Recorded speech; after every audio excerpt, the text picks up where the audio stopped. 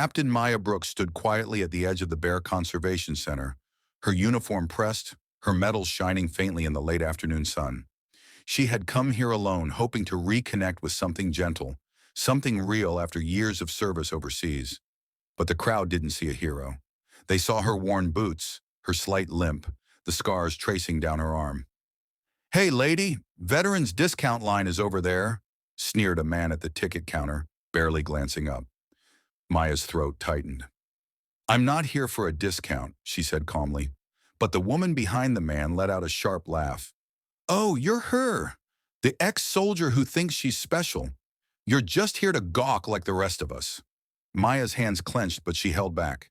She wasn't here to prove herself. She was here for Bear 117, a giant rescued grizzly she had helped sponsor during a military charity event. Inside the showcase arena, the air was electric. Crowds leaned forward in their seats as the handlers brought Bear 117 out. The massive creature lumbered forward, fur shimmering in the lights, eyes alert but calm. Maya's heart softened. She had followed this bear's rescue story for months. The bear had survived poachers, injuries, near starvation, and now stood as a symbol of survival. But the peace shattered when one of the handlers sneered loud enough for Maya to hear. "Watch her try to get near him. Like a wounded soldier can impress a bear." People chuckled. Maya's cheeks burned. She moved toward the rail quietly, ignoring the whispers. But the handler wasn't done. "Ma'am, you should step back. These animals sense weakness. He'll smell your limp from a mile away." A wave of laughter swept the nearest rows. Maya froze. For a second, the old doubt crept in, the voices she had battled for years. "You're broken. You're done. You don't belong here." But then something strange happened. Bear 117 stopped. He turned, his huge head lowering, nostrils flaring.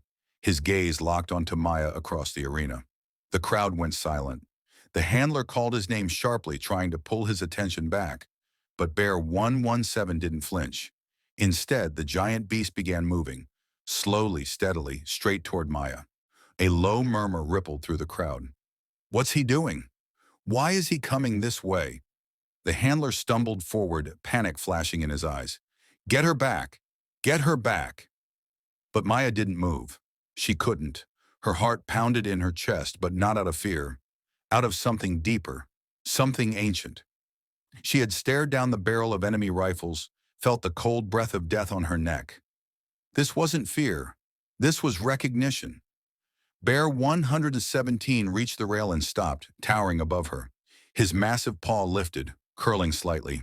Not threatening, but cautious. And then, to everyone's astonishment, the bear lowered his head and pressed it gently against the rail in front of Maya. A collective gasp shot through the crowd. The handler froze mid-step, eyes wide. Cameras flashed. People leaned over each other, jaws dropping. Maya slowly reached out, her fingers trembling as they brushed the bear's thick fur. She felt the warmth, the coarse texture, the steady breath beneath. Tears burned her eyes, not because she was afraid, but because for the first time in so long, she felt seen. Not as a broken soldier, not as a charity case, but as someone who had fought, survived, and still stood tall. The bear let out a soft huff, almost like a sigh. Then with a slow, deliberate movement, he turned and faced the handler. The crowd held its breath. Because in that moment, Bear 117, silent, massive, unstoppable, made it clear he had chosen his side, and it wasn't the one laughing. The crowd was frozen in stunned silence. Parents pulled their children a little closer. Phones were raised, recording every second. Nobody had expected this. Not the staff, not the audience, and certainly not the smug handler whose face had gone pale. Maya's hand stayed resting on the bear's fur, her breath shaky but steady. She could feel the bear's slow heartbeat, the raw strength beneath his hide. But more than that, she felt his calm, his stillness, as if he had crossed the entire arena just to anchor her, just to remind her, "You're not invisible." The head handler, a tall man with a gray cap, rushed forward, waving his arms. "Back away, ma'am. That's a wild animal." But Maya didn't flinch, and Bear 117 didn't move. Instead, the bear raised his head slightly and let out a deep, rumbling growl. Not aggressive, not threatening, but unmistakably protective. The gray cap handler froze mid-step, his face twitching with uncertainty. The audience murmured louder now, some whispering, "Why's the bear protecting her? Did she train him? Is this part of the show?" Maya finally spoke, her voice low but cutting through the noise. "I'm not part of your show." The handler's face darkened. "Lady, I said step back."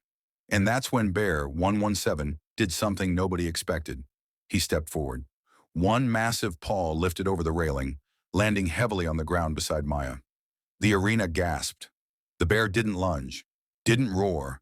He simply stood by her side, like a living wall. A line had been drawn. The staff panicked. "Call backup!" someone shouted. "Get the tranquilizers!" Maya shook her head firmly. "Number, don't you dare!" The handlers hesitated, but the gray cap man grabbed his radio, his voice sharp. "We've got a situation.